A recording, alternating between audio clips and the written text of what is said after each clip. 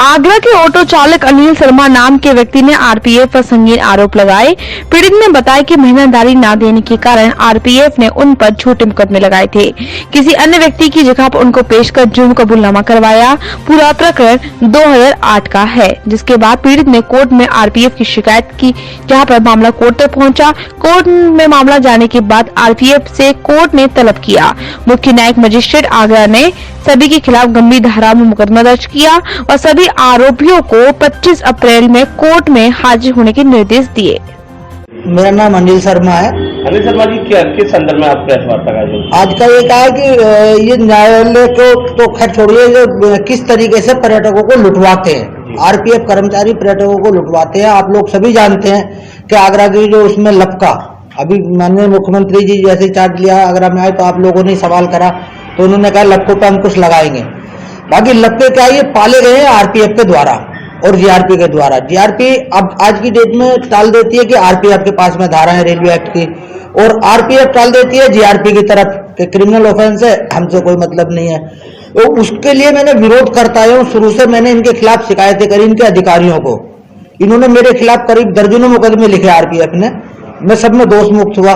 जब कुछ नहीं मिला तो इन्होंने मेरे खिलाफ 2 मुकदमे लिखे, मुझे मथुरा में पेश किया, मैं वहां से भी दोष मुक्त हो गया। मैंने इनसे हर्जा खर्चा मांग लिया। इन्होंने क्या किया कि मेरे नाम से दूसरे आदमी को पेश करके और उसमें कन्फेस करा के सजा याफ्ता दिखाया। वो उसकी वजह से हमने कोर्ट में मालूम पड़ा तो हमने कोर्ट में केस लगा दिया वकील साहब के थ्रू। अब उस केस पे जब न्यायालय के आदेश हुए 2009 में कि इसमें जांच हो कौन कौन हस्तलेख विशेषज्ञ से, तो अखबार में निकली अमर उजाला में खबर, ना माना तो बनाया जाली लपका, जो इसकी कॉपी ये है, इस खबर निकली। इस खबर के तीसरे दिन इन लोगों ने मेरे खिलाफ 393 307 का एक केस लिखवाया। उस केस में आरपीएफ के एएसआई ने धक्का देने की तो जो 307 है और रिवॉल्वर छीनने की कोशिश की 393, ये मुकदमा लिखाया। मुकदमा लिखाने के बाद में जब हमने इसके बारे में वो करा, न्यायालय में कुछ साबित नहीं हुआ, दोष मुक्त हुए।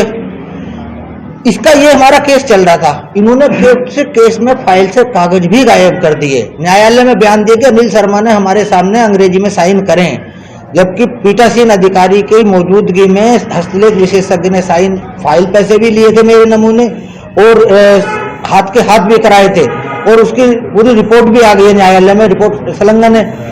ये सारी चीजों को देखते हुए माननीय न्यायालय ने इसमें संज्ञान, स्वतः संज्ञान होता है ये, और इसी के अंतर्गत ये संज्ञेय अपराध है। इसमें आजीवन, शायद आजीवन कारावास तक की सजा है। हाईकोर्ट तक जमानत इसमें जाती है। इसको न्यायालय द्वारा तलब किया गया है। अब ये मुकदमा एक हो गया है, और एक इसलिए भी है कि दिखाने के लिए किस तरीके से एक अपने पद का दुरुपयोग सरकारी कर्मचारी करते हैं, उसका ये जीता जागता उदाहरण ये मुकदमा है। क्या लगता है आरपीएफ नाजायज आपके मुकदमे लिख रही है? मेरे पे करीब दर्जनों मुकदमे, उनके पास में 50 के करीब सीसीटीवी कैमरे आरपीएफ के पास में है।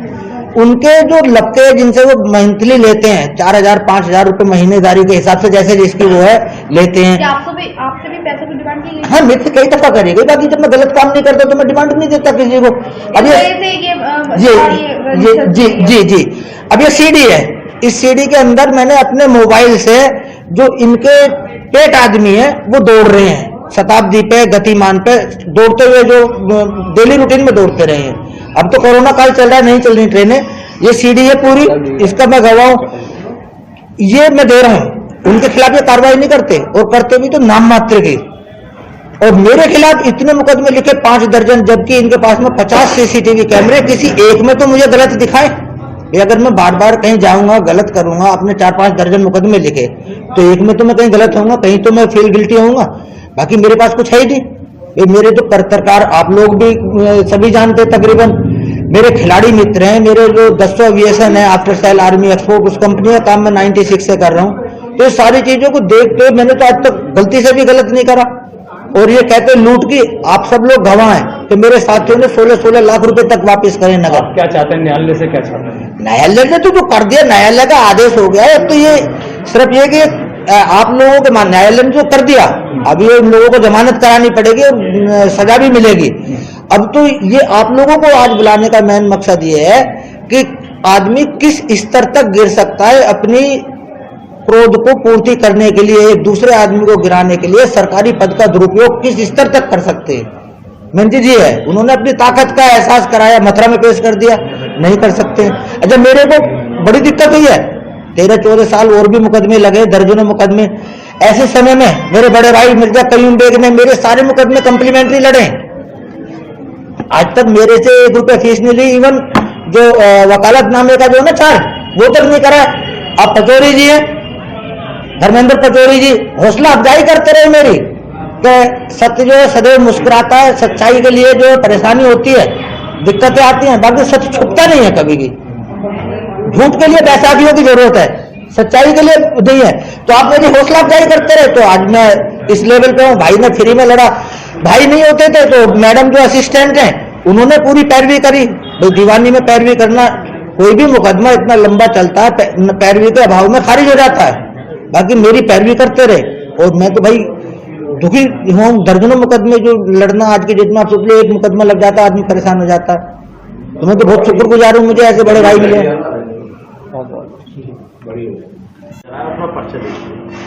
मैं एडवोकेट मिर्जा कयूम बेग, अनिल शर्मा की जगह पर एक आरपीएफ आगरा कैंट के द्वारा किसी दूसरे व्यक्ति को खड़ा करके ये दिखाने की गरज से कि अनिल शर्मा एक सजायाफ्ता मुलजिम है, दूसरे आदमी को खड़ा करके उसको जुर्म इकबाल करवा लिया। जब अनिल को ये मालूम पड़ा कि मैंने कभी कोई जुर्म इकबाल नहीं किया अदालत में, तब मेरे द्वारा ऐतराज़ न्यायालय में दाखिल किया गया, और जो दस्तखत थे उनको एक्सपर्ट हैंड राइटिंग से हैंड एक्सपर्ट से उसको तस्दीक कराया गया। तो अनिल शर्मा के वो दस्तखत नहीं पाए गए थे, और अदालत में क्योंकि ये 2008 का मामला है, क्योंकि प्रक्रिया लंबी थी, इसमें हैंड एक्सपर्ट से भी करानी थी, कुछ लीगल पोजीशन ऐसी थी, इसमें ये इतना लंबा ये खिंचा। अभी 16 तारीख को न्यायालय में जब बहस की गई, तब अदालत ने ये देखते हुए और उन आरपीएफ के जितने भी कर्मचारी इसमें इन्वॉल्व थे उन सभी के खिलाफ जो क्या है अदालत ने संज्ञान लिया और उनको तलब कर लिया गया, जिसमें तारीख 25/4 नियत की गई है। एक चीज 2008 में हुआ क्या था? तो हाँ मैं बताया, हाँ 2008 में ये हुआ था कि अनिल शर्मा की जगह पर किसी दीगर आदमी को खड़ा करके अनिल शर्मा बता करके उसका जुर्म इकबाल करा लिया गया। घटना क्या हुई?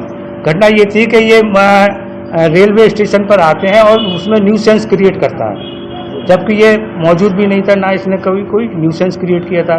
लेकिन आरपीएफ के जो कांस्टेबल से आरपीएफ वालों ने ये सोच करके इसको हम जुर्म इकबाल से हम ये साबित करें कि इसका क्रिमिनल हिस्ट्री इसकी बन जाए, है ना। ये इस गरज से इन्होंने दूसरे व्यक्ति को खड़ा करके उसके अनिल के नाम से इसको कन्फेस कराया गया, जुर्म इकबाल कराया गया। लेटेस्ट खबरों से जुड़े रहने के लिए देखें हमारा यूट्यूब चैनल, करें लाइक, शेयर, सब्सक्राइब।